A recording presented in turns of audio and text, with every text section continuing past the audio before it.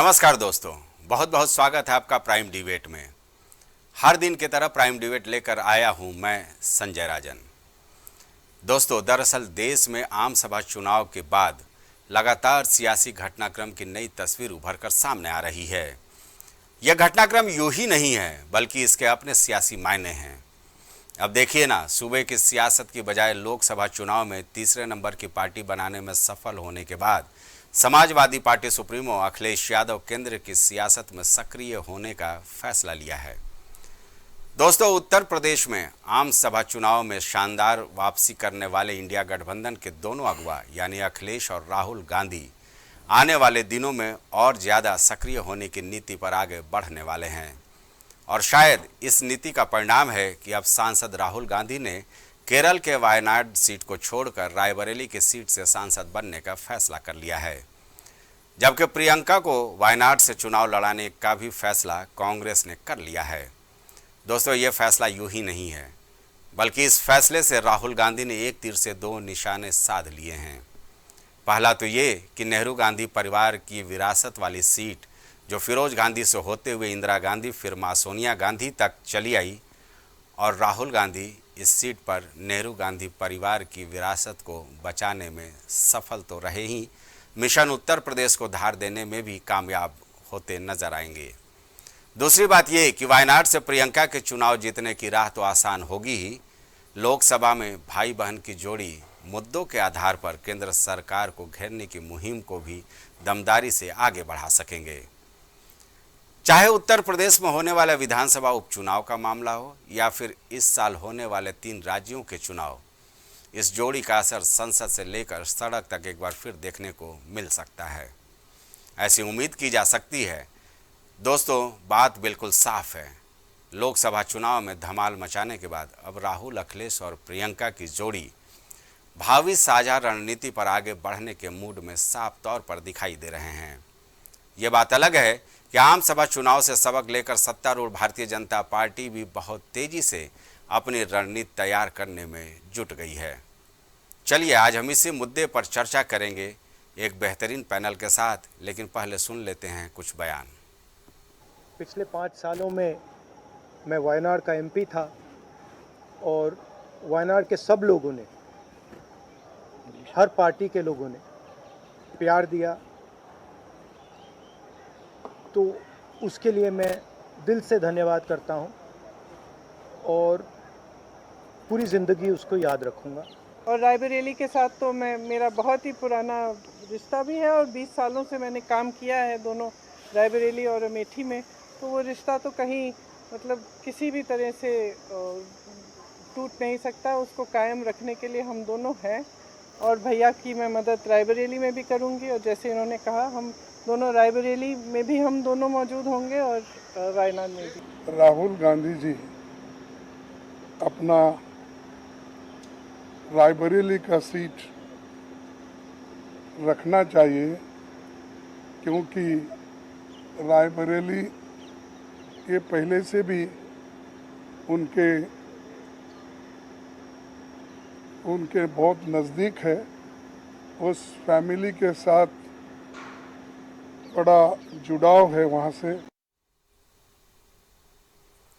तो सुना आपने, ये तो ऐलान हो गया, तर्क भी दे दिया गया कि आखिर क्यों राहुल गांधी के पास रायबरेली सीट होनी चाहिए। जाहिर सी बात है, 2-3 अहम मुद्दे हैं जो मेरे जहन में आ रहे हैं। निश्चित तौर पर हम उससे अपने जो पैनलिस्ट होंगे उनसे चर्चा करने की कोशिश करेंगे। पहला तो ये कि प्रियंका के वायनाड से चुनाव लड़ने से केरल की जनता भी नाराज़ नहीं होगी, ये कांग्रेस का लगभग मानना है। प्रियंका की दक्षिण में सक्रियता दक्षिण को साधने में कांग्रेस कामयाब होगी, क्योंकि मल्लिकार्जुन खड़गे भी दक्षिण से ही आते हैं। अब रही बात उत्तर भारत की, तो उत्तर भारत की 325 लोकसभा सीटें आती हैं। राहुल की सक्रियता उत्तर भारत में रहने से दक्षिण उत्तर में मिशन कांग्रेस को बल मिलेगा। हमें लगता है कि इस फैसले के पीछे यह भी एक सोच हो सकती है। चूँकि उत्तर प्रदेश से ही पीएम मोदी आते हैं, ऐसे में राहुल गांधी अगर नेता प्रतिपक्ष बनते हैं तो नेता सदन और नेता प्रतिपक्ष दोनों देश के सबसे बड़े सूबे उत्तर प्रदेश से होंगे।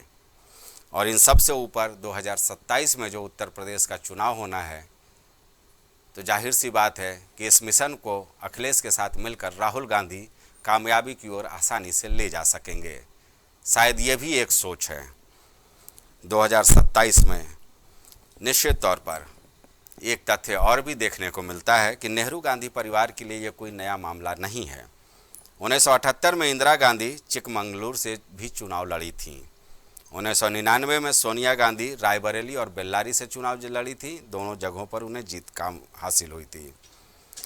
2014 में राहुल गांधी अमेठी से भी चुनाव जीते और जहां जिस सीट की मैं बात कर रहा हूँ वायनाड, वहां से भी चुनाव जीते। ये बात अलग है कि 2019 में स्मृति ईरानी उन्हें हराने में कामयाब हो गई और इस बार उनके करीबी परिवार के इस सीट को फतह करने में कामयाब हो गए। स्मृति ईरानी को हार का सामना करना पड़ा और अब 2024 का वो वक्त भी आ गया है जब प्रियंका गांधी एक बार फिर दक्षिण का रुख करने वाली है नेहरू गांधी परिवार से या वायनाड से चुनाव लड़ेंगी। तो निश्चित तौर पर ये ऐसे तथ्य हैं और तर्क हैं जिसके इर्द गिर्द सियासत की भावी कांग्रेस की जो रणनीति है वो तैयार होती नज़र आ रही है। हमारे साथ हमारे पैनलिस्ट जुड़ चुके हैं। सबसे पहले हम स्वागत करेंगे मोहित दीक्षित का। कांग्रेस का पक्ष रखने के लिए हमारे साथ आप जुड़ गए हैं। मोहित जी, आप कांग्रेस के तेज तर्रार प्रवक्ता हैं, आपका बहुत बहुत स्वागत है। हमारे साथ धर्मेंद्र जी समाजवादी पार्टी का पक्ष रखेंगे, ये भी बेबाकी से अपना पक्ष रखते हैं। और भारतीय जनता पार्टी का पक्ष रखने के लिए हमारे साथ मौजूद हैं प्रवक्ता कृष्ण मोहन पांडे जी, आप भी तर्क में माहिर हैं। और इन सब के साथ पंकज रस्तोगी वरिष्ठ पत्रकार भी हमारे साथ जुड़ गए हैं, जो अक्सर हमारे साथ इस चर्चा को आगे बढ़ाने में हमारा सहयोग करते हैं। तो सबसे पहले तो हम शुरुआत करेंगे पंकज रस्तोगी जी से ही। पंकज जी, जाहिर सी बात है ये जो फैसला हुआ है, दो अहम फैसले हैं। एक तो सूबे के सियासत से इतर अब अखिलेश यादव केंद्र की सियासत में सक्रिय होंगे और दूसरा उनके जोड़ीदार राहुल गांधी, उन्होंने रायबरेली सीट से सांसद बने रहने का फैसला किया है। वायनाड से बहन प्रियंका चुनाव लड़ेंगी। इसके पीछे क्या मकसद नज़र आ रहा है?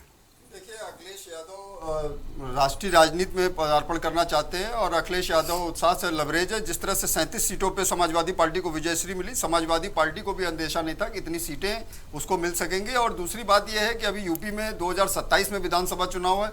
अखिलेश यादव ने जिस तरह से फूक फूक के सब सीटों पे अपने प्रत्याशी चयन किए और उसका नतीजा परिणाम रहा कि जो है उन्होंने सिर्फ यादवों को अपने परिवार के 5 सीटों पे चुनाव दिया और 5 जीत गए, और मुस्लिमों को 4 सीटों पे दिया, वो भी 4 जीत गए। और उन्होंने तमाम जगहों पे राम गोपाल यादव हों चाहे आजम खां हों, उनकी मतलब उनके सुझावों को दरकिनार रखते हुए कई सीटों पर अपने प्रत्याशी दिए जो विजयश्री को प्राप्त हुए। इसलिए अखिलेश यादव राष्ट्रीय राजनीति में पदार्पण करना चाहते हैं और कांग्रेस के बाद अगर उन सीटों का आकलन देखा जाए तो ममता बनर्जी से भी ज़्यादा 37 लोकसभा सीटें उनकी हैं, तो दूसरे नंबर की पार्टी है यूपीए में। तो इसलिए अखिलेश यादव वहाँ पर उन्होंने करहल सीट से इस्तीफा दे दिया और वहाँ जो है वो चुनाव वो राष्ट्रीय राजनीति में पदार्पण करने के लिए वहाँ पर वो अपना दमखम दिखाएंगे लोकसभा में। और दूसरी चीज़ ये है कि जिस तरह से वायनाड सीट को राहुल गांधी ने छोड़ा, तो मेरा विश्लेषण करता है कि वायनाड ने मुसीबत के समय कांग्रेस का साथ दिया और राहुल गांधी का साथ दिया। तो राहुल गांधी को वहाँ से मेरा जो सुझाव है कि उनको सीट नहीं छोड़नी चाहिए थी, उनको वहीं से लड़ना चाहिए था और प्रियंका गांधी को यहाँ से यूपी से चुनाव लड़ाना चाहिए था। प्रियंका गांधी यूपी का प्रतिनिधित्व भी कर चुकी हैं 2022 के विधानसभा चुनाव में और लड़कियों उन्होंने दिखाया भी था अपना, जिस तरह से दमखम भी दिखाया था। और प्रियंका गांधी की ही देखिए सूझबूझ का नतीजा है कि राहुल गांधी इतने वोटों से जीते और वहाँ रायबरेली में और वहाँ जो है आपके अमेठी में 1,64,000 की जीत हुई। केएल शर्मा जो स्मृति ईरानी जो एक कदावर नेता थी उनको हराने का काम किया। तो वो 62 किलोमीटर की दूरी है आपके अमेठी और रायबरेली में, दोनों जगह प्रियंका गांधी ने बहुत कड़ी मेहनत की। उसी का परिणाम रहा कि वहां से दोनों सीटें जिताने में कांग्रेस कामयाब रही। लेकिन एक सवाल और ले लीजिए, बहुत अहम है, चूंकि जहन में ये बात आ गई है तो मैं पूछ ही लूं। क्योंकि रायबरेली की जनता को सोनिया गांधी ने आके वचन दिया था जी, उन्होंने कहा था, वो बात आपने सुनी भी होगी कि मैं अपना बेटा रायबरेली को सौंप रही हूँ। वायनाड में संभवतः इस तरह का कोई वचन सोनिया गांधी की ओर से नहीं था। और मैंने जैसा कि अपने इंट्रोडक्शन में ही कहा कि ये उनकी विरासत रही है, फिरोज गांधी से लेकर के इंदिरा गांधी से लेकर के सोनिया गांधी और अब राहुल गांधी। तो निश्चित तौर पर यक्ष प्रश्न तो था ना कि रायबरेली वो कैसे छोड़ देते हैं। जी, इस पे आपकी समीक्षा। देखिए वो अलग बात है, लेकिन फिर भी वो ठीक है, लेकिन आपको जिस संकट की घड़ी में जिसने साथ दिया हो वायनाड ने, तो वो आपको सीट नहीं छोड़नी चाहिए थी। वहां आपको क्या नाम है, विरासत में तो आपकी लड़की भी है, वो भी है, दोनों लोग हैं, तो आप वहां पर अपने पुत्री को उतार सकती थी, लेकिन आपने जो है वहां वायनाड को लाई की तरह छोड़ दिया, तो ये भी ठीक नहीं है। वायनाड से तो राहुल गांधी को अपना प्रतिनिधित्व नहीं छोड़ना चाहिए था। साउथ के राज्यों में जो उनकी पकड़ बनी है, तो वो उनको बनाए रखनी चाहिए थी। जिस तरह से उन्होंने भारत जोड़ो यात्रा निकाली, उसका साउथ में सार्थक परिणाम देखने को मिले। कांग्रेस देखिए केरल में कितनी सीटों पे जीती, तमिलनाडु से लेकर हर जगह कांग्रेस का गिराव बढ़ा। तो कांग्रेस को वहां के वर्चस्व को बनाए रखने के लिए वो वायनाड की सीट नहीं छोड़नी चाहिए थी। वो ये कांग्रेस का अपना व्यक्तिगत आकलन है कि वो उनको ये दिखाई दे रहा है कि यूपी में हम सफल हो जाएंगे। अब यूपी के देखिए 9 सीटों पे उपचुनाव होने वाले। अब राहुल गांधी के लिए ये चुनौती है, अखिलेश यादव के लिए भी, कि 9 विधानसभा चुनाव के उपचुनाव में वो 9 सीटों जीतने का प्रयास करें, या उसमें 7 सीटें जीते, या बीजेपी 9 के 9 निकाल ले जाती है। बीजेपी के लिए भी एक बड़ी चुनौती है। और दूसरी चीज ये है कि 11 सांसद जो हैं, जो बने हैं, उसमें क्या नाम 11 सांसदों में 9 सांसदों के ऊपर आरोप तय हो चुके हैं। उनको सजा हो सकती है एमपी एमएलए कोर्ट से, उनकी सदस्यता भी जा सकती है, जिसपे चुनाव हो सकते हैं। ये तमाम चीजें दोनों दलों के लिए एक बड़ी चुनौती है, चाहे एनडीए की सरकार हो, चाहे आपके यूपीए की सरकार हो, दोनों के लिए एक बहुत बड़ी चुनौती है। बिल्कुल, निश्चित तौर पर ये बड़ी चुनौती है। और संभवतः हमें लगता है कि इसी के इर्द गिर्द ये ताना बाना बुना गया है अखिलेश और राहुल की ओर से। चलिए मोहित जी, भाई सवाल आपने सुना, वरिष्ठ पत्रकार पंकज रस्तोगी ने जो सुझाव दिया कि रायबरेली से प्रियंका भी चुनाव लड़ सकती थी और वायनाड को राहुल गांधी कायम रखते। देखिए संजय भैया, पहले तो नमस्कार आपको, और साथ में मेरे जितने को पैनलिस्ट हैं और आपके दर्शक, सबको नमस्कार जी, शुक्रिया। मेरी आवाज मुझे वापस आ रही है? जी, आवाज ठीक कर दी जाए मोहित जी की। हाँ बोलें।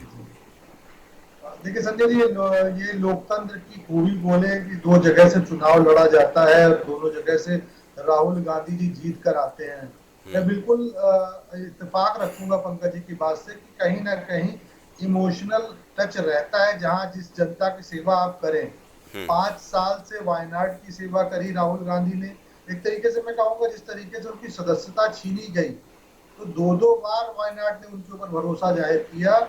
जिस तरीके से कुचक्र रचकर भारतीय जनता पार्टी की सरकार ने उनकी सदस्यता छीनने का प्रयास किया, वो वापस हमें न्यायालयों के माध्यम से मिला। तो कहीं ना कहीं वायनाड की जनता ने राहुल गांधी को साथ हो या कांग्रेस पार्टी के साथ खड़ी होकर के एक इमोशनल टच बनाया। रायबरेली से लगातार आप भी बताते आ रहे हैं, हम लोग भी जानते हैं कि एक गांधी परिवार का एक भावनात्मक रिश्ता है। तो अब लोकतंत्र की खूबी यही है कि आप 2 लोकसभाओं के सदस्य नहीं रह सकते, तो आज वो वेला है कि एक सीट तो आपको छोड़नी ही पड़ेगी। तो कहीं ना कहीं अब जब भावनात्मक रिश्ते पर एक मंथन हुआ, तो घूम फिर कर यही निकला कि अगर वायनाड पर जिस तरीके से राहुल गांधी जीते, तो कहीं ना कहीं वायनाड की जनता को ये न लगे कि गांधी परिवार के नेतृत्व जो राहुल गांधी को जिन्होंने जिताया उनसे महरूम हो। तो कहीं ना कहीं प्रियंका जी को वहां पर प्रतिनिधित्व करने के लिए, प्रियंका जी लगातार 20 साल से राजनीति में सक्रिय, और कहीं ना कहीं जो इस 2024 का हमारा मैंडेट आया है, इसमें बहुत महत्वपूर्ण भूमिका प्रियंका जी की भी है।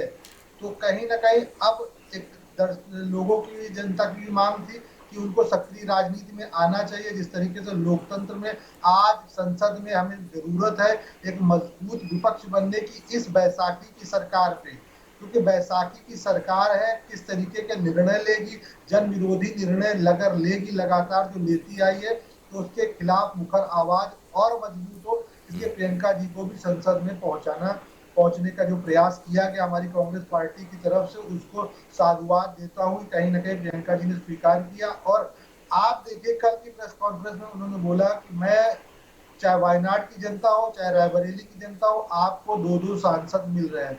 राहुल जी भी सांसद रहेंगे, प्रियंका गांधी भी सांसद रहेंगी, चाहे रायबरेली की जनता हो, क्योंकि प्रियंका गांधी जी ने रायबरेली हो, अमेठी हो या उत्तर प्रदेश का कोई भी कोना बहुत मेहनत करी। वायनाड में लगातार, जैसे रस्तोगी जी ने बोला कि वहां की जनता ने राहुल गांधी का साथ दिया, तो उनके साथ भी कहीं ना कहीं जो किए वादे हैं, उनके जो विकास की गाथा है, उसको रोकना नहीं, उसको चालू रखना है, जारी रहे। इसके लिए कहीं ना कहीं आज भी वो कटिबद्ध है। न केवल मैं मानूंगा रायबरेली अमेठी की बात या वायनाड की बात है, ये हिंदुस्तान के हर वो व्यक्ति जो आज राहुल गांधी में एक आशा की किरण देख रहा है, वो आशान्वित मोहित है एक कि सवाल राहुल ले गांधी लीजिए। संसद में उनकी आवाज ठीक बहुत है मजबूती से उठाएंगे। मोहित, एक सवाल ले लीजिए। पंकज जी ने तो साफ किया है ना कि अगर रायबरेली से प्रियंका लड़ जाती तो संभवतः वो भी सीट नेहरू गांधी परिवार के पास ही रह जाती। वायनाड ने बुरे वक्त में राहुल गांधी का साथ दिया है, तो वहाँ से उनको छोड़ना नहीं चाहिए था, क्योंकि मिशन साउथ जो है, मिशन दक्षिण जो था कांग्रेस का, संभवतः राहुल गांधी के वायनाड से सांसद चुने जाने के बाद ही कामयाब रहा। इसमें क्या दिक्कत थी?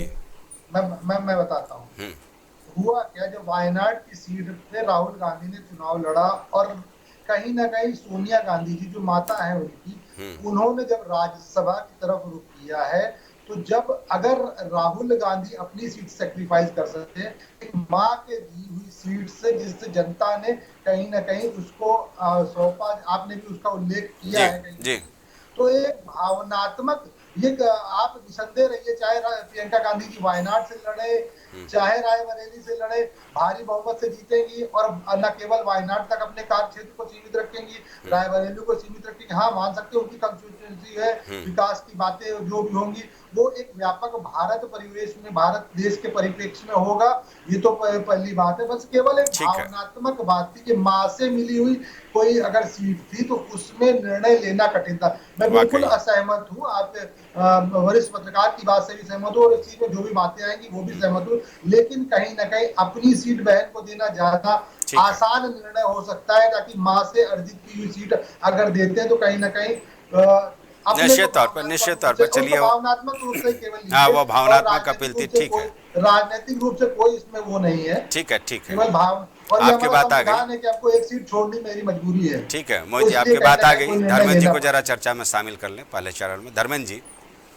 ये तो बात रही कि पूरी तरह से लामबंदी की तैयारी, सोनिया गांधी और मल्लिकार्जुन खड़गे राज्यसभा में विपक्ष की भूमिका में नजर आएंगे, और अगर प्रियंका चुनाव जीत जाती हैं तो प्रियंका और राहुल लोकसभा में अखिलेश यादव जी के साथ नजर आएंगे, क्योंकि अखिलेश जी ने भी लगभग मन बना लिया है कि अब वो यहाँ से नई उत्तर प्रदेश की सियासत की बजाय केंद्र सरकार की सियासत करेंगे। तो कितनी ताकत मिल जाएगी? संजय जी, तो बहुत बहुत धन्यवाद आपका। बिल्कुल आप ठीक कह रहे हैं कि बहुत ही अच्छा निर्णय, तो मैं कहूँगा कांग्रेस पार्टी का और राहुल जी का। कांग्रेस साथी जिस तरह से बता रहे पूरी तरह सहमत हूँ मैं उनसे।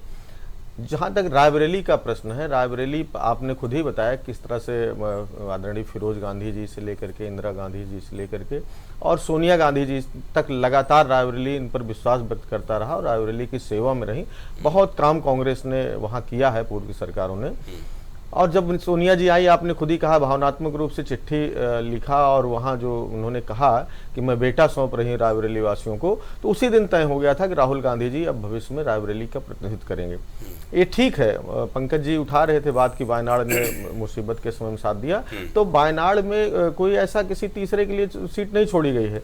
प्रियंका गांधी जी कांग्रेस पार्टी की वरिष्ठ नेता हैं और राहुल जी की बहन है, शीर्ष नेतृत्व है, और वो अमेठी रायबरेली का एक तरह से जो पर्दे के पीछे से प्रतिनिधित्व रहा, लोगों से कनेक्शन रहा, वो देखती रही हैं। तो बहुत विश्वास के साथ उन्होंने जब अपनी सीट छोड़ करके अपनी बहन को वहाँ भेजा, तो इससे बेहतर और निर्णय हो नहीं सकता था। अब रही उत्तर प्रदेश के परिप्रेक्ष्य बात, बिल्कुल सही है, केवल उत्तर प्रदेश नहीं, राहुल गांधी के रायबरेली रहने से उत्तर प्रदेश, बिहार, राजस्थान जो हिंदी पट्टी है, हिंदी भाषी क्षेत्र है, इनकी बात आदरणीय अखिलेश यादव जी के साथ, एक तो अखिलेश यादव जी के और राहुल जी की जो आपस में केमिस्ट्री है, समझ है, वो बहुत ही शानदार है। फैसले के पहले भी जो मुझे जानकारी, अखिलेश जी और राहुल जी की बातचीत हुई है जी टेलीफोन, वो दोनों लोगों, सबकी इच्छा ये थी, पूरा उत्तर प्रदेश ये चाहता था या इंडिया गठबंधन सारे नेता चाहते थे कि राहुल जी रायबरेली की सीट रखें, और जब वो रायबरेली से सांसद रहते हुए संसद के अंदर जो जनता के जन सरोकार के मुद्दों को उठाएंगे, उस पर संघर्ष करेंगे, तो निश्चित ये जो कमजोर, मोदी के नेतृत्व की जो कमजोर सरकार है, ये झेल नहीं पाएगी, क्योंकि इनको काम करने की, जन सरोकार के मुद्दों पर काम की आदत नहीं है। लेकिन अब हम लोगों को या उत्तर प्रदेश वालों को विशेष रूप से आशा है कि वो अब हम लोगों को भटका नहीं पाएंगे, बहका नहीं पाएंगे, मूल मुद्दे पर उनको रहना पड़ेगा, क्योंकि राहुल जी की और अखिलेश जी की जो संयुक्त आवाज़ लोकसभा के अंदर होगी, चाहे सोनिया जी की और लोगों की राज्यसभा के प्रोफेसर राम गोपाल यादव जी की, खड़गे साहब की आवाज़ जो राज्यसभा के अंदर होगी, उससे भारतीय जनता पार्टी जनता को भटका नहीं पाएगी। तो ये बहुत ही शानदार फैसला है, स्वागत फैसला। ठीक है कृष्ण मोहन जी, भाई आपको तो पूरी तरह से घेरने की रणनीति के तहत ये सब फैसले देखने को मिल रहे हैं, आपका क्या कहना है? देखिए, एक बात स्पष्ट कर दूं कि अभी जितनी भी चर्चा हुई है निश्चित तौर पर हर व्यक्ति ने अपने अपने हिसाब से मना मस्तिष्क से आदरणीय राहुल गांधी जी के बारे में चर्चा किया, परंतु मेरा ऐसा मानना है, भारतीय जनता पार्टी इस बात को विचार करती है कि राहुल गांधी जी के उत्तर प्रदेश में रहने का और वायनाड के सीट छोड़ने का बस एक कारण है कि उत्तर प्रदेश में इनका जनाधार शून्यता पर था। 1.5% वोट पिछले चुनाव विधानसभा चुनाव तक था। तो राहुल गांधी जी उत्तर प्रदेश में रह के अपना जनाधार बढ़ाएंगे, और वो जनाधार कैसे बढ़ाएंगे? जो पिछड़ों में बात कर रहे हैं घूम घूम के कि हम पिछड़ों को बचाने आए हैं, दलित को बचाने आए हैं, अल्पसंख्यक को बचाने आए हैं, उनके अधिकार बचाने आए हैं, उनके संवैधानिक अधिकार बचाने आए हैं। असली लड़ाई तो यहीं शुरू होगी राजन जी। ये लड़ाई तभी शुरू होगी क्योंकि अखिलेश जी खुद को पिछड़ों का सबसे बड़ा नेता मानते हैं, ऐसा उनका मानना है। पिछड़ों के वोट में जब राहुल गांधी जी की सेध पड़ेगी, कांग्रेस पार्टी की जब सेध होगी, तो फिर दर्द होगा इनको। दलितों के नाम पर एक आभा मंडल तैयार किया गया है। दलितों का वोट जब कुछ यदि वोट टूटता है तो निश्चित तौर पर दर्द उसमें समाजवादी पार्टी को होगा, क्योंकि ये साथ आ तो गए हैं जी, लेकिन इन दोनों जो देश में जितने भी क्षेत्रीय दल हैं उनका इतिहास उठा के देखेंगे तो वो कांग्रेस पार्टी के विरोध में उभार हुआ है उनका। वो समाजवादी पार्टी रही हो, आरजेडी रही हो, जेडीयू, देश के जितने भी क्षेत्रीय दल हैं उन सबका उभार कांग्रेस पार्टी के विरोध में हुआ, और ये कहते रहे हैं कि हमारे जाति का कांग्रेस पार्टी ध्यान नहीं देती है, हमारे क्षेत्र का ध्यान नहीं देती है, हम पिछड़ों का ध्यान नहीं देती है, और उसी के विरोध में समाजवादी पार्टी का निर्माण। और कहते रहे कि कांग्रेस पार्टी चोर है, कांग्रेस पार्टी अधिकार छीनने वाली है, कांग्रेस पार्टी आरक्षण छीनने वाली है। और अब जब ये दोनों साथ आए हैं तो किस मुंह से कहेंगे जनता के बीच में जाकर, या तो कल कांग्रेस सही थी या तो आज सही है, या समाजवादी पार्टी कल सही थी या आज सही है। तो वहां पे भी विचार करने वाले लोग हैं, विचार कर रहे हैं एक विषय। दूसरा, ये अभी कहा गया है काट की आड़ी बस एक बार चढ़ती है, बार बार नहीं चढ़ती है। ये समाज में गए लोगों से कहा कि भारतीय जनता पार्टी संविधान समाप्त कर देगी, भारतीय जनता पार्टी आएगी रिजर्वेशन समाप्त कर देगी, भारतीय जनता पार्टी आएगी पिछड़ों का अधिकार छीन लेगी। लेकिन मैं उदाहरण देना चाहूंगा, ये वही लोग हैं, कांग्रेस पार्टी लंबे कालखंड के इस देश में सत्ता में रही, इस संविधान में सर्वाधिक परिवर्तन किसी ने किया, सर्वाधिक संशोधन किसी ने किया तो कांग्रेस पार्टी ने किया। और यहां तक कि इस देश में यह माना गया था, बाबा साहब भीमराव अम्बेडकर ने लिखा है इस बात को कि पूरे संविधान में जगह जगह पर परिवर्तन हो सकते हैं समय अनुकूल, परंतु एक जगह नहीं हो सकता है, तो वो है प्रस्तावना। इस देश में इमरजेंसी लगाकर, विपक्ष के नेताओं को जेल में डालकर, तो उनको प्रताड़ित करके और सामान्य संसद बुला करके और प्रस्तावना में परिवर्तन कर दिया गया। ये वो लोग हैं जो घूम घूम कह रहे थे कि संविधान में परिवर्तन हो जाएगा। दूसरा, पिछड़ों के आरक्षण की चर्चा, भारतीय जनता पार्टी आरक्षण समाप्त कर देगी, और दक्षिण के राज्यों में जबकि संविधान प्रदत्त इस व्यवस्था है कि यह धर्म के आधार पर आरक्षण नहीं है, SC ST का आरक्षण जाति के आधार पर है और पिछड़ों का आरक्षण वर्ग के आधार पर है। यह संवैधानिक बात में चर्चा कर रहा हूं। यदि वर्ग के आधार पर है तो मुसलमानों को क्यों आरक्षण? तो यदि मुसलमानों को दक्षिण बालकृष्ण जी, बार बार मैं इस सवाल पे बीजेपी प्रवक्ताओं को निश्चित तौर पर टोकता हूं कि इस मुद्दे के गंभीरता में मत जाइए, क्योंकि आंध्र प्रदेश में क्या होगा, TDP 4% तो दे रही है ना मुसलमानों को विशेष आरक्षण जी, और चंद्रबाबू नायडू ने स्पष्ट कर दिया है कि नहीं, हम आरक्षण तो देंगे। मैं पुनः इस बात को कहता हूं कि मैं अब दोनों बातों पे आता हूं। हाँ। एक तरफ तो कल तक कांग्रेस कहती रही कि हम मुसलमानों को देंगे, तो आप संविधान का सबसे पहले विरोध तो आपने किया। अब जहां तक रह गई चंद्रबाबू नायडू की बात, तो ये मामला सुप्रीम कोर्ट में सब जुडिस है, न्यायालय में चल रहा है।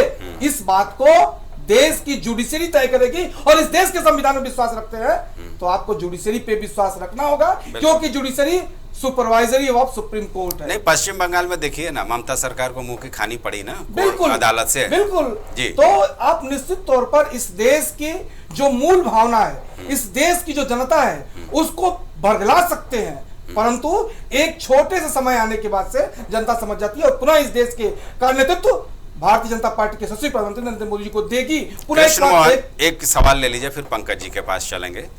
एक सवाल ये ले लीजिए, क्योंकि इस बार सशक्त विपक्ष है, इसमें कोई दो राय नहीं है। जाहिर सी बात है, मुद्दे भी आएंगे, केंद्र सरकार के फैसले भी होंगे, लेकिन जिस तरह से लामबंदी की है उत्तर प्रदेश के दो शहजादे जिनको आप लोग चुनावी मन से कहते थे, राहुल अखिलेश ने आपसी विचार विमर्श से दोनों ने ये फैसला लिया है कि वो भी केंद्र में जाएंगे और राहुल गांधी नेता प्रतिपक्ष भी होंगे। ये देख लीजिएगा, फैसला आ जाएगा इस रायबरेली के बाद, ये फैसला आपको देखने को मिल जाएगा। तो निश्चित तौर पर एक ताकत के साथ अब संसद में आपको प्रतिरोध झेलना तो पड़ेगा ना, ये चुनौती तो है ना। संजय जी, पुनः इस बात को मैं दोहराता हूँ, और संभवतः संघ ने इसीलिए ये इशारा किया था कि विपक्षी दलों को दुश्मन नहीं, विपक्षी दल समझ करके सरकार को काम करना होगा। पुनः इस बात को मैं दोहराता हूँ, भारतीय जनता पार्टी लोकतंत्र में विश्वास रखती है और लोकतंत्र में प्रतिपक्ष जो होता है वो एक खूबसूरत आईना होता है और भारतीय जनता पार्टी इसको स्वीकार करती है। और यदि जो भी प्रश्न पूछेंगे भारतीय जनता पार्टी खुलेआम उसका जवाब देगी, जवाब ही नहीं देगी। हम जो कार्य कर रहे हैं जनहित के लिए, उन मुद्दों पर जनता के सदन के बीच में हम अपनी बातें रखेंगे, परंतु ये सदन चलने देंगे इस बात की गारंटी कौन देगा, आने वाला समय तय करेगा। क्योंकि ये विपक्ष मुद्दा विहीन विपक्ष है। ठीक है, एक व्यवस्था के अनुरूप आ तो गए हैं इस देश में, इस देश को ठगबंदी के साथ, परंतु ये लंबे कालखंड तक चल जाएगा गठबंधन, ये समय तय करेगा। धर्मेंद्र जी कुछ बोलना चाह रहे थे। हाँ। देखिए, एक तो कृष्ण मोहन पांडे जी का मैं शुक्रिया कहूंगा कि बहुत बेबाकी से उन्होंने स्वीकार किया कि भारतीय जनता पार्टी पिछड़ों और दलितों और अल्पसंख्यकों के बारे में बिल्कुल विचार नहीं करती, उनको अपना वोटर नहीं मानती, उनसे दूर अपने को मान लिया है। इनके बातों से लगा कि दलित, भाई इन्होंने खुद ही कहा कि दलितों नहीं, अब आप वरिष्ठ पत्रकार हैं, जिस तरह से इन्होंने कहा कि राहुल गांधी और अखिलेश जी में दलितों और पिछड़ों के वोटों को लेकर के ये मचेगी रार मचेगी, तो ये अपने आप को दलितों पिछड़ों से अपने आप को किनारे कर लिए हैं। अब वो उत्तर प्रदेश जनता ने दिखाया भी, इनसे ज्यादा मत प्रतिशत लोकसभा के चुनाव मिला है। ये सही है कि इनके प्रोपोगंडा और तमाम इनके जो 400 पार और उत्तर प्रदेश में 72 सीटें 78 की एक सीट केवल विपक्ष जीतेगी, इस तरह का जो माहौल बनाया था उससे हो सकता है, नहीं तो यहाँ पर उत्तर प्रदेश के अंदर भारतीय जनता पार्टी शून्य पर जाने वाली थी। आने वाले समय में उसका इनको परिणाम, अभी जो और चुनाव होंगे या विधानसभा चुनाव होगा तो इनको दिख जाएगा। दूसरी बड़ी महत्वपूर्ण बात है, इनको कांग्रेस पार्टी के घोषणा पत्र में कहां पढ़ने को मिल गया कि मुसलमानों को इनकी संपत्ति छीन के, इनका आरक्षण छीन के दे देंगे। इनके जो सबसे मजबूत साथी हैं चंद्रबाबू नायडू जी, उन्होंने बाकायदा घोषणा पत्र में लिखा कि मुसलमानों को आरक्षण देंगे, उस पर जुडिशरी की बात कर रहे हैं और दूसरों के लिए जो है आरोप लगा रहे हैं। उनका जुडिशरी दूसरी पार्टी के घोषणा पत्रों पर नहीं निगाह रखेगी, या कोई गैर कानूनी फैसला ले लेगा तो नहीं निगाह रखेगी। ये अंतर विरोधों में घिरी हुई इनकी खुद की सरकार है। और जो देखिए, आने वाले समय में इनके साथी भागेंगे, चाहे बिहार के अंदर नीतीश बाबू ने जो जनगणना कराने का जो फैसला था बिहार में उन्होंने कराया भी, और उनकी महत्वपूर्ण मांग है कि जाति जनगणना करा करके उनको उसके हिसाब से हक मिले, और चंद्रबाबू नायडू का भी है, स्पेशल स्टेटस बिहार का भी है, स्पेशल स्टेटस चंद्रबाबू नायडू की डिमांड है। और मुस्लिम आरक्षण का चंद्रबाबू नायडू से बेहतर तो कोई दूसरा उदाहरण नहीं। आरक्षण की बात अपने जगह है, अभी तो हम चैलेंजेस की बात करेंगे कि जो चैलेंजेस सामने नजर आ रहे हैं, चाहे वो सत्तारूढ़ दल है। जी धर्मेंद्र जी आते हैं, दरअसल हम आज चुनौतियों की बात करेंगे कि सत्तारूढ़ होते हुए भारतीय जनता पार्टी या एनडीए के सामने किस तरह की चुनौती मिलेगी। जिस तरह से राहुल गांधी, प्रियंका गांधी और अखिलेश यादव एक रणनीति बनाने में लगे हुए हैं। फिलहाल एक लेना पड़ेगा छोटा सा ब्रेक, फिर चलेंगे पंकज जी के पास।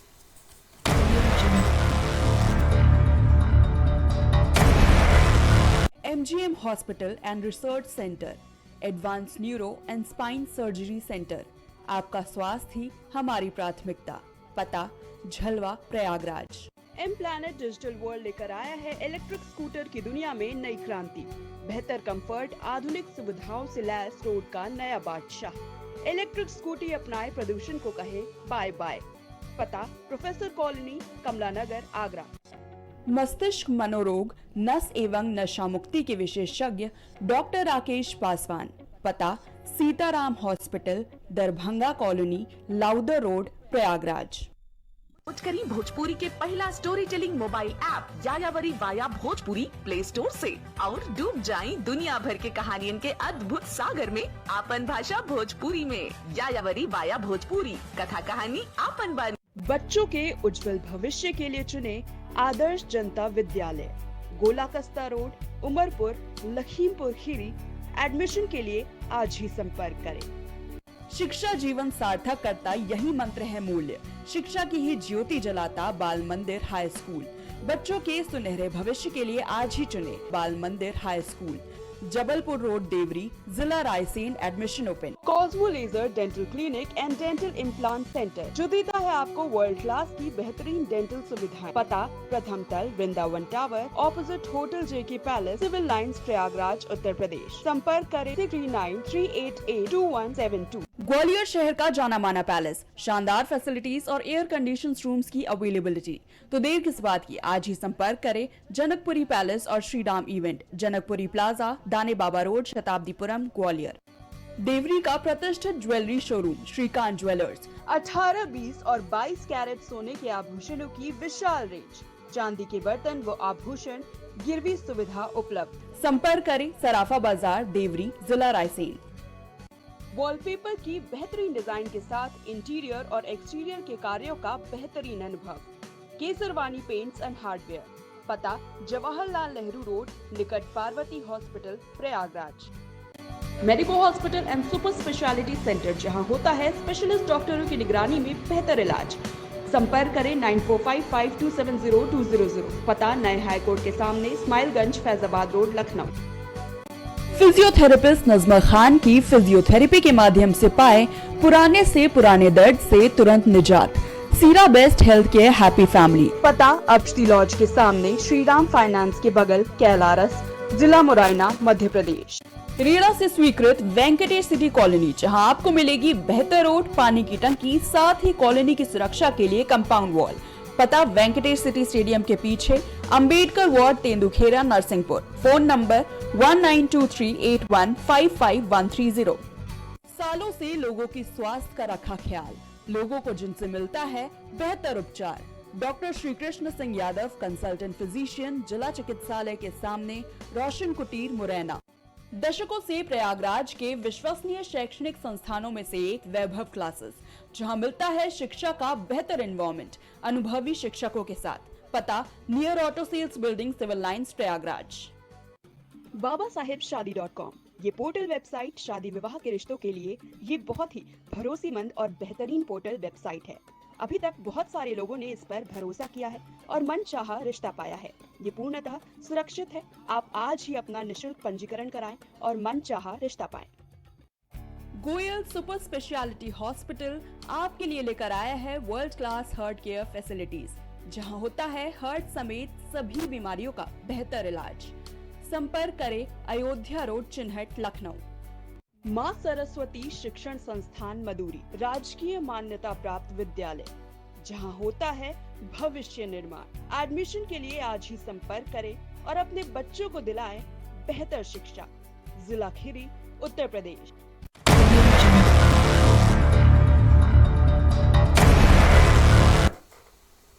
ब्रेक के बाद एक बार फिर स्वागत है।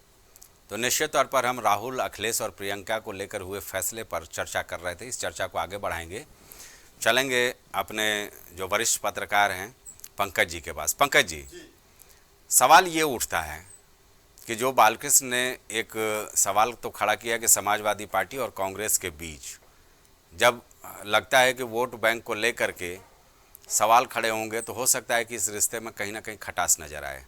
मायावती के साथ आप समाजवादी पार्टी का रिश्ता देख चुके हैं, कैसे 7 चुनाव लड़ी और जैसे ही चुनाव खत्म हुआ अपने वोट बैंक को बचाने के लिए वो समाजवादी पार्टी से किनारा कर ली। हालांकि ये फैसला सकारात्मक था या नकारात्मक, इस लोकसभा चुनाव में वो परिणाम सामने दिख गया है। लेकिन कहीं ना कहीं ये खटास तो रहती है ना सियासी दलों के बीच में, क्योंकि इंडिया गठबंधन में अगर बात कर ली जाए तो याद होगा आपको, हम लोग चर्चा कर रहे थे तो करीब 8 ऐसे सियासी दल थे जो कांग्रेस से इतर, कांग्रेस की नीतियों से परेशान होकर के अलग हुए थे और वो साथ इंडिया गठबंधन में आए थे। जी पंकज जी। देखिए, एक बात तो तय समझ लीजिए कि कांग्रेस का पुराना इतिहास रहा है कि कांग्रेस ने साउथ की सीट हमेशा छोड़ी है, चाहे वो इंदिरा गांधी हो, चाहे वो सोनिया गांधी हो, चाहे राहुल गांधी हो।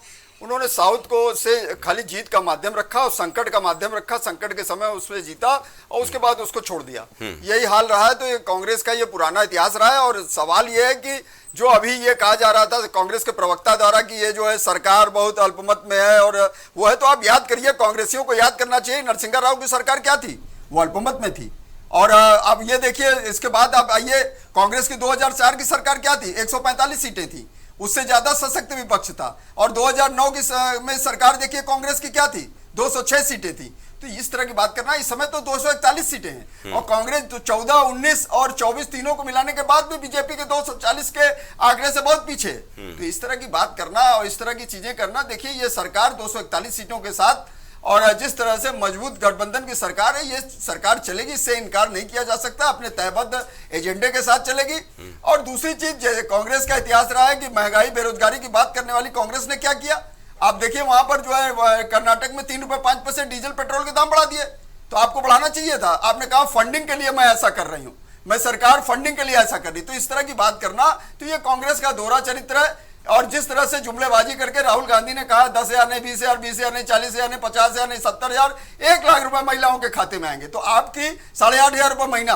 तो इस तरह से तमाम महिलाएं जो है, चाहे वो बिहार का प्रदेश कार्यालय हो कांग्रेस का, चाहे यूपी का प्रदेश कार्यालय हो, वहां पर तमाम लोगों के फॉर्म भरवाए गए।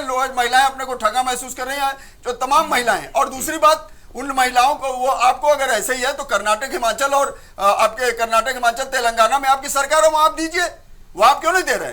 हिमाचल में तो आपने कहा था कि मैं 1 लाख साल रोजगार दूंगा, आपने दिया, वहां पे नहीं दे रहे हैं। तो इस तरह की सिर्फ बात करने से, जुमलाबाजी करने से और झूठ फैलाने से नहीं चलेगा। जिस तरह से झूठ कांग्रेस फैलाने का काम करती है कि 400 पार बीजेपी पा जाएगी तो मुसलमानों को 2वे दर्जे का नागरिक हो जाएगा, वो चुनाव नहीं लड़ पाए, अरे वोट नहीं दे पाएंगे। अल्पसंख्यक, अरे आपके जो दलित हैं, दलित को अगर 400 पार हो गया तो उनका आरक्षण समाप्त हो जाएगा। और क्या नाम, बैकवर्ड समुदाय जो है उसको क्या नाम है, वोट आरक्षण समाप्त हो जाएगा। इस तरह का झूठ नैरेटिव फैला के, झूठ फैला के चुनाव जीतने का काम किया और बीजेपी के कार्यकर्ताओं ने उसकी काट नहीं किया। और दूसरा यह है कि बीजेपी के कार्यकर्ताओं का या प्रत्याशियों का बड़बोलापन, लल्लू सिंह ने किस तरह का भाषण दिया, उसी का नतीजा रहा कि बीजेपी का आज ये हश्र हुआ। पंकज जी, एक सवाल ले लीजिए, बताइए। दरअसल मोहित आते हैं आपके पास, एक सवाल पंकज जी से मैं ले लूं। बताइए। सवाल ये होता है ना कि बीजेपी कैसे काट कर पाती है? उन्होंने भी तो कह दिया था कि 2 करोड़ रोजी रोजगार देंगे और ये चीजें होंगी, वो चीजें होंगी, हकीकत में तो दिखी नहीं। हम आपको बता रहे हैं, देखिए एक बात तय समझ लीजिए, क्या सरकारी नौकरी ही रोजगार का पैमाना है? पहली बात ये स्पष्ट समझ लीजिए, क्या सरकारी नौकरी रोजगार का पैमाना है? कोई सरकार आ जाए वो 2 करोड़ रोजगार अप्रत्यक्ष रूप से देख सकती है, और ये कहिए सरकारी नौकरी अगर देगे 2 करोड़ दे दे, ये असंभव प्रश्न है, कोई सवाल ही नहीं। पंकज ये भाई 1 मिनट, ये और दूसरी बात, 30 लाख नौकरियां जो है उसको बीजेपी सरकार को भर्ती करनी चाहिए। जो 1 मिनट रुक जाइए सर, ले लेंगे। 30 लाख नौकरियां जो खाली रिक्त पद है उनको भर्ती करना चाहिए था बीजेपी सरकार को। आज जैसे उत्तर प्रदेश में 2 लाख भर्ती निकल रही है और तमाम निकल रही है। लेकिन एक मुद्दा है, और ये बीजेपी ने मुद्रा लोन जो आत्मनिर्भर बनाने के लिए था 42 करोड़ लोगों को दिया, उसमें 70% युवा जिन्होंने कभी लोन नहीं लिया, 8 से 10% में विदाउट कोलेटरल, तो क्या उन्होंने रोजगार नहीं दिया? मेरे ख्याल से नहीं दिया। इस बात को भी देखिए, क्या उनको रोजगार नहीं मिला? 42 करोड़ लोगों ने जो लिया अपने रोजगार बैठाए, तो क्या उन लोगों ने क्या रोजगार लोगों को नहीं प्रदत्त किया? तो नहीं, इस बात को भी समझना चाहिए। वो तो सही है। 40% एक आंकड़ा भी है कि 40% लगभग लोग जो है आज कर्ज चुकाने के लिए बहुत परेशान घूम रहे हैं। हाँ मोहित, मेरे कहने का अर्थ ये है कि जो संकल्प पत्र था उसमें थोड़ी सी चूक हो गई कि नौकरियों की जगह अगर रोजी रोजगार लिखा जाता ना तो शायद वो बेहतर होता, तो आज इस तर्क पर हम लोग खरे उतरते। जी मोहित कुछ बोलना चाह रहे हैं, फिर धर्मन जी आते हैं। जी बिल्कुल, पंकज जी ने आखिरकार वही मतलब बता दिया कि हम विपक्ष से ही प्रश्न किए जाएंगे सत्ता में। नहीं ऐसा नहीं है। हाँ नहीं, मैं पूरी बात आ जाने दीजिए। बहुत देर पंकज जी ने आरोप लगाए हैं तो बोल लेने दीजिए। पहली चीज, साउथ को किसी ने अकेला नहीं छोड़ा, वहां से हमारी धुआंधार नेता प्रियंका गांधी जी चुनाव लड़ने जा रही है और जीतने जा रही है और संसद में आवाज बनने जा रही है इस देश की। दूसरी बात रही कर्नाटक की, बात कर रहे हैं तो कर्नाटक पे वो बता दे कि गैस का सिलेंडर कितने का मिलता है। अगर डीजल पेट्रोल के दामों को बता रहे हैं तो पूरी बात बताया करे। ये भी बताया करे कि वहाँ महिलाओं को और जो शिक्षित बेरोजगार है उनको क्या, उनको योजनाएं क्या इम्प्लीमेंट हो रही हैं। वहां पर कोई कमीशन की और पेटीएम और पेसीएम सरकारें नहीं चल रही हैं। अब वहाँ कांग्रेस की सरकार चल रही, चाहे हिमाचल प्रदेश हो, वहाँ महिलाओं को मिल रहा है। और रही बात जो हमने मैनिफेस्टो में दिया था, ये सरकार बनने के बाद, पंकज जी आप बेफिक्र रहिए, ये खटाखट हमारी गरीब महिलाओं के खाते में पहुंचेंगे। जो भरे हैं फॉर्म वो पहुंचेंगे, वो जानती है, जनता भी जानती है। ये केवल जो बनाया जा रहा नैरेटिव भारतीय जनता पार्टी के खुद के लोग अपने कार्यकर्ता कपड़े पहन करके जो कांग्रेस कार्यालयों के बाहर खड़े होकर के आप मीडिया बंधुओं को बाइट दे देते हैं, उससे जनता के विवेक पर प्रश्न मत लगाइए। न जनता चाहे दलित और बैकवर्ड में मत बांटने की कोशिश करिए। आज 10 साल के कुशासन से नरेंद्र मोदी के जिस तरीके से लोग ठगे गए उसके खिलाफ मैंडेट दिया गया। मोहित, पंकज जी कोई आरोप नहीं लगा रहे, एक सुझाव दिया है। जब सुनो मेरी बात सुन लो, फिर शायद ज्यादा तार्किक आप सवाल जवाब दे पाओगे। एक सवाल सुन लो ना, चुनाव के पहले राजस्थान में आपने क्या किया? गैस सिलेंडर सस्ता कर दिया, क्योंकि वहां आपकी सरकार थी, गहलोत सरकार थी। हिमाचल प्रदेश में आपने पुरानी पेंशन योजना बहाली कर दी। तो पंकज जी का यही तो कहना है ना कि भाई अभी जहां जहां आपके राज्य में सरकारें हैं वहां 1 लाख रुपया खटाखट देना शुरू करो ना, जनता को एक फील गुड तो महसूस होगा ना। नहीं 1 लाख नहीं मिल रहा, वहां पर 3000 2000 का अमाउंट महिलाओं को मिल रहा है कर्नाटक में। जितनी राज्य सरकार की क्षमता होती है उसके अनुसार मिल रहा है। ठीक है, जानकारी रख लें, अगर ना हो तो देख ले एक बार फिर से। कर्नाटक में पुरानी पेंशन बहाली हो गई है, हिमाचल में पुरानी पेंशन बहाली हो गई। वहां की महिलाओं को 2000 रुपए, हिमाचल की महिलाओं को और कर्नाटक की महिलाओं को 3000 रुपए मासिक मिल रहा है। नहीं ठीक है, मैं तो इसीलिए बोला ना कि भाई एक नजीर पेश कर दो ना कि 1-1 लाख रुपया भाई उन राज्यों में दे दो। बिल्कुल नजीर पेश करी गई है, तभी वहाँ गैस सिलेंडर के दामों में लगातार कमी करी गई है। महिलाओं को जो गरीब वर्ग से आती है उनको दिया जा रहा है। जो आपके जो बातें हैं जो भी निकली है हमारे बड़े कांग्रेस के बड़े देशव्यापक मैनिफेस्टो में, वो उन्हीं से ही निकल के आई है, जनता के बीच की आवाज है। ठीक है, आपके सहयोगी धर्मेंद्र जी कुछ बोलना चाह रहे हैं जरा। हाँ। ऐसे ही नहीं लिख दिया गया, ठीक है, जनता के बीच से लेकर के निकाला गया। आज जाति जनगणना की बात कहीं ना कहीं वो प्रखर रूप में आई है 70 सालों में, इसलिए लिया जा रहा है। सामाजिक समानता कहीं ना कहीं जो हमारे अंबेडकर साहब ने जो चालू करा था उसको आज किस स्वरूप में आया उसका आकलन करके उसको नए तरीके से जाति गणना कर करके उसको देने की जरूरत समझ में आ रही। ठीक है, बात आ गई, कांग्रेस दूसरे बात आ गई आपके सहयोगी जरा धर्मेंद्र जी को जोड़ लें। ये जो भ्रम फैलाने का काम तो ये करते हैं, टीडीपी के वही बातों को लेकर के समर्थन करते और उन्हीं बातों का विरोध करके ये बड़े बड़े मंचों पे चुनावी हो गई आपकी बात आ गई आपकी बात आ गई पार्टी का दिखता है। मोहित जी आ गई आपकी बात आ गई। ठीक है धर्मेंद्र, हमारे वरिष्ठ साथी पंकज जी भी कह रहे थे कि विपक्ष ने भ्रम फैलाने का काम किया। एक भी जो मंची भाषण हुआ है, चाहे आदरणीय अखिलेश यादव जी का है, राहुल जी को हो या यूपी हमारा जो गठबंधन था इंडिया गठबंधन, उसके किसी भी नेता का हुआ हो जो भ्रम पर आधारित हो, जिसमें तथ्य न हो, उसको बताएं, मैं उसका भी जवाब देता हूँ। देखिए, आरक्षण खत्म करने की बात आपके नेताओं ने बोली, आपने खुद ही स्वीकार किया कि भारतीय जनता पार्टी के तमाम नेता इस बात को बोल रहे थे कि हमको 400 पार दे दीजिए, और 400 पार का नारा भी अधूरा था। 400 पार के बाद आगे क्या? तो आगे बड़ा काम करना था। जब प्रधानमंत्री जी ने कहा और उनके नेताओं ने उसको पूरा किया कि उनको संविधान बदलना है, तो हमने कहा झूठ बोला। दूसरी बात अभी कह रहे थे नौकरियों की बात, नहीं पंकज जी नहीं, प्रधानमंत्री जी ने कहा तो पूरा भाषण ही झूठ पर आधारित था। मंगलसूत्र से लेकर के मछली मटन से लेकर पाकिस्तान बच्चा पैदा करने वाले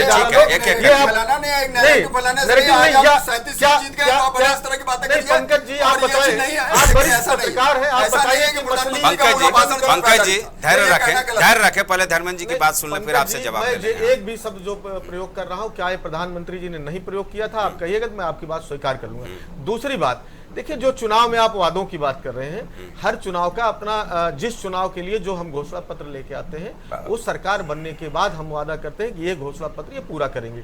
हम इन मुद्दों को लेकर के जनता के बीच में आए हैं। अगर जनता हमें सरकार में लाती है तो हम सारे मुद्दे पूरा करेंगे।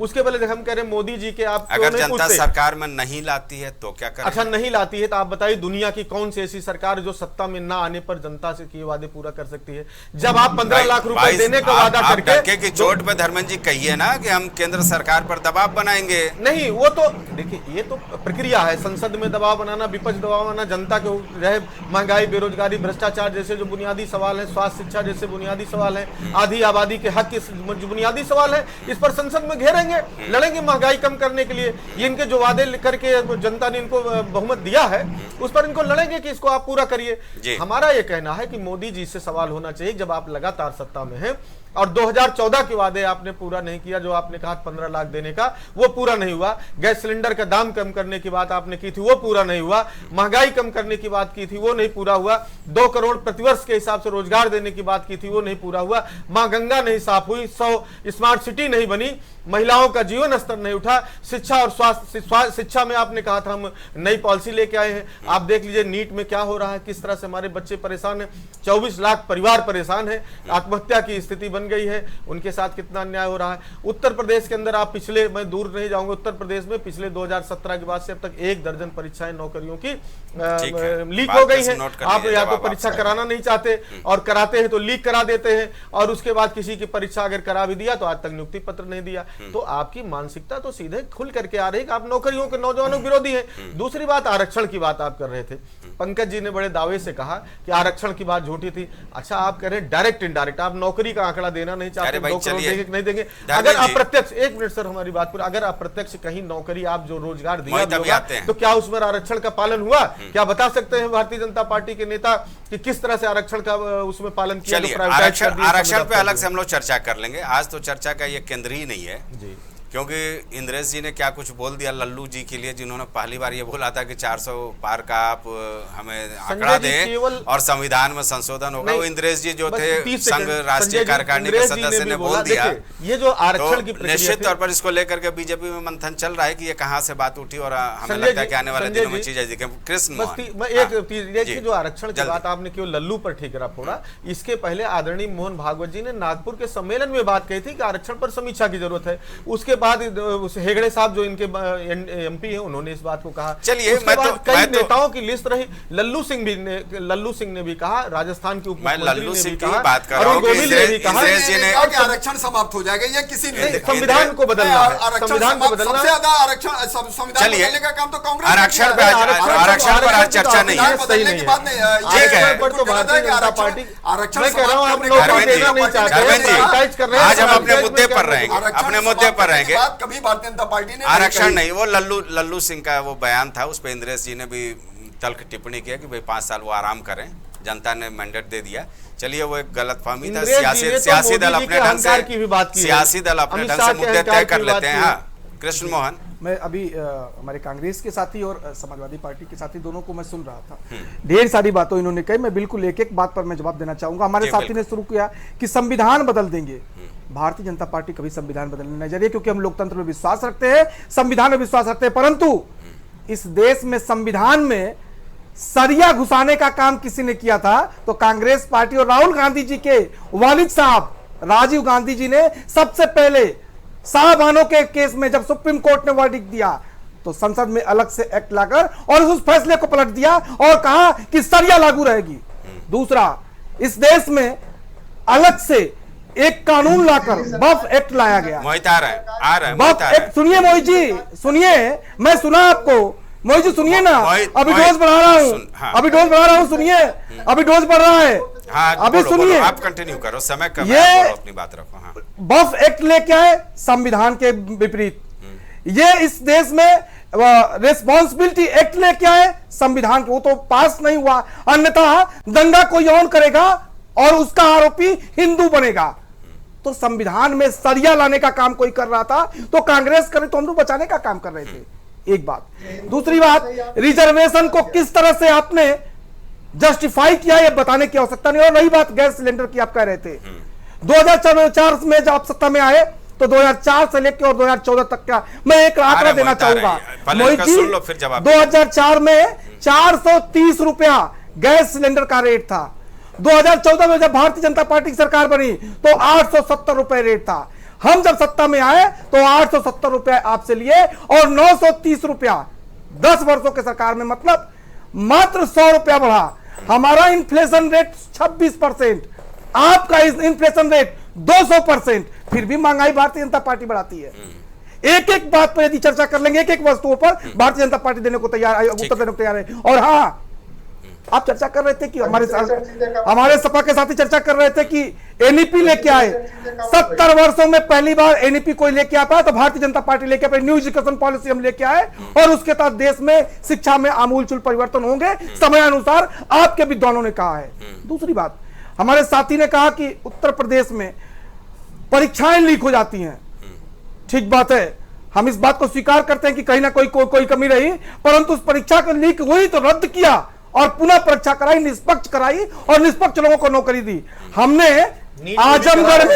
आजमगढ़ में पुलिस की वैकेंसी, तो चूंकि सुप्रीम कोर्ट पुलिस विभाग ने अलग से लिस्ट चिपकाई और समाजवादी पार्टी के शिवपाल यादव जी आते हैं, उसको फाड़ करके अलग से लिस्ट चिपका कर चले जाते हैं और वही लोग भर्ती होते हैं। ये आपकी व्यवस्था थी। ये और रही बात उत्तर प्रदेश में सुनिए रोजगार की तो संजय जी बता दूंगा। अब लग रहा है हमें कि सशक्त विपक्ष के साथ एक चर्चा होगी। हाँ संजय जी, मैं एक बात स्पष्ट कर दूं, उत्तर प्रदेश में रोजगार की समाजवादी पार्टी की 12 से 17 में सरकार थी, ये इनका डाटा है, भारतीय जनता पार्टी का डाटा नहीं है। 5 वर्षों की सरकार में ये 1,84,000 सरकारी नौकरी दी है। और हाँ, सरकारी ठेके पे नौकरी देने का काम शुरुआत अखिलेश जी ने किया था। 7 वर्षों में 6,30,000 नौकरियां और बड़े स्तर पर हमने नौकरी देने का काम करते हैं। नहीं, आप 6 लाख से ऊपर सरकारी नौकरियां भारतीय जनता पार्टी ने किया। सड़कों की बात करने आप लोग दोनों शांत हो जाइए। मेरा ये कहना है कि पिछली सरकार ने कुछ गलत फैसला लिया तो उसे सरकार रोक तो सकती है ना, क्योंकि जनता अगर जनाधार बदलती है अपना तो निश्चित तौर पर कुछ सोच करके तो देती है ना। पिछली गलतियों से सबक लेकर के राजन जी, भारतीय जनता पार्टी पुनः इस बात को कहती है कि निष्पक्ष सरकार है, निष्पक्ष परीक्षाएं होंगी और गलत लोगों को कभी भी नौकरी नहीं मिलेगी। और ऐसे लोग जो परीक्षाएं लीक करते उनको दंडित करने का काम करते हैं।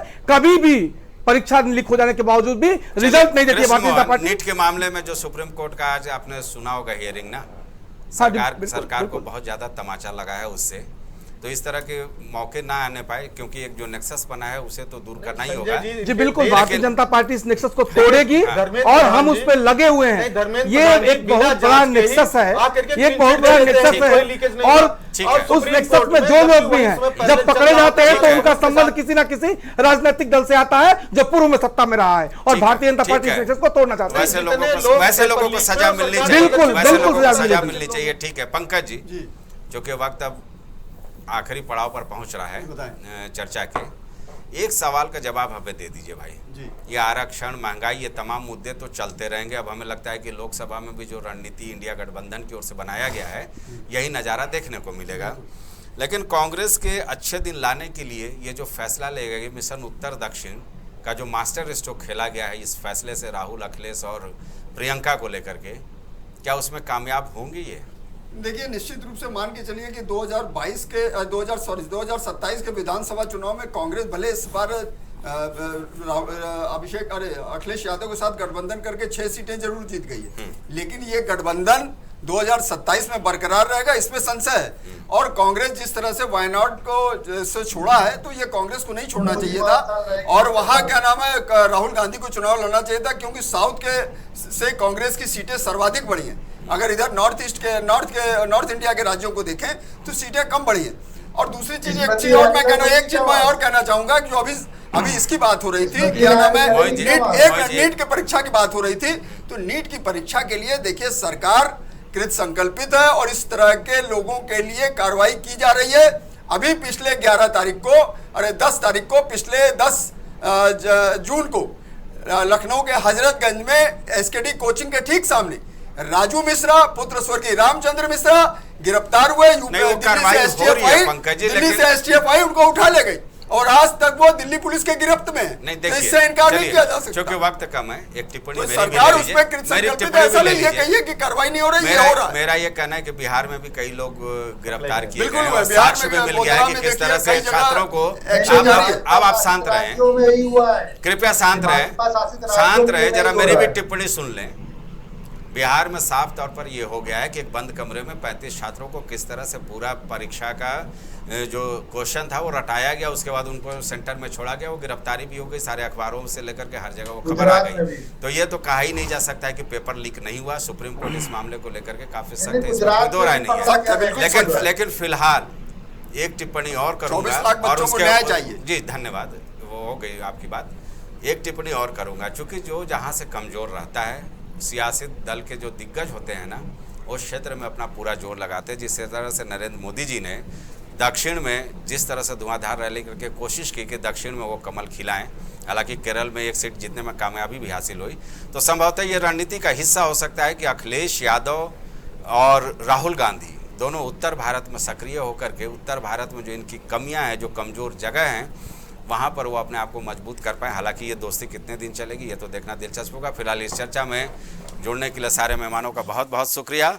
जाहिर सी बात है एक बड़ा फैसला है, निश्चित तौर पर इस फैसले को लेकर के आने वाले दिनों में एक सियासी घटनाक्रम साफ तौर पर देखने को मिलेगा। हालांकि आज प्रधानमंत्री नरेंद्र मोदी जीत के बाद पहली बार वाराणसी पहुंचे और वहां उन्होंने जनता को फिर भरोसा दिया है कि वो जनहित में लगातार काम करते रहेंगे और कहीं ना कहीं मां गंगा ने उन्हें अपना लिया है। फिलहाल ये चर्चा यहीं तक, कल किसी और मुद्दे पर आपसे फिर मुखातिब होऊंगा। मुझे दीजिए इजाज़त, नमस्कार।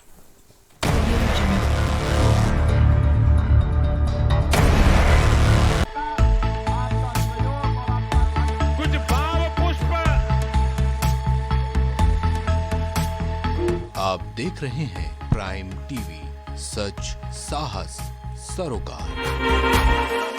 MGM hospital and research centre, advance neuro and spine surgery centre. आपका स्वास्थ्य ही हमारी प्राथमिकता। पता Jhalwa, Prayagraj. M planet digital world लेकर आया है इलेक्ट्रिक स्कूटर की दुनिया में नई क्रांति। बेहतर कंफर्ट, आधुनिक सुविधाओं से लैस रोड का नया बादशाह। इलेक्ट्रिक स्कूटी अपनाए, प्रदूषण को कहे बाय बाय। पता प्रोफेसर कॉलोनी, कमला नगर, आगरा। मस्तिष्क मनोरोग, नस एवं नशा मुक्ति के विशेषज्ञ डॉक्टर राकेश पासवान। पता Sitaram hospital, Darbhanga colony, Lowther road, Prayagraj. करी भोजपुरी के पहला story telling mobile app Yayavari via Bhojpuri play store से और डूब जाएं दुनिया भर के कहानियन के अद्भुत सागर में आपन भाषा भोजपुरी में। यायावरी वाया भोजपुरी, कथा कहानी आपन बानी। बच्चों के उज्जवल भविष्य के लिए चुने आदर्श जनता विद्यालय, गोला कस्ता रोड, उमरपुर, लखीमपुर खीरी। एडमिशन के लिए आज ही संपर्क करें। शिक्षा जीवन सार्थक करता यही मंत्र है मूल्य। शिक्षा की ही ज्योति जलाता बाल मंदिर हाई स्कूल।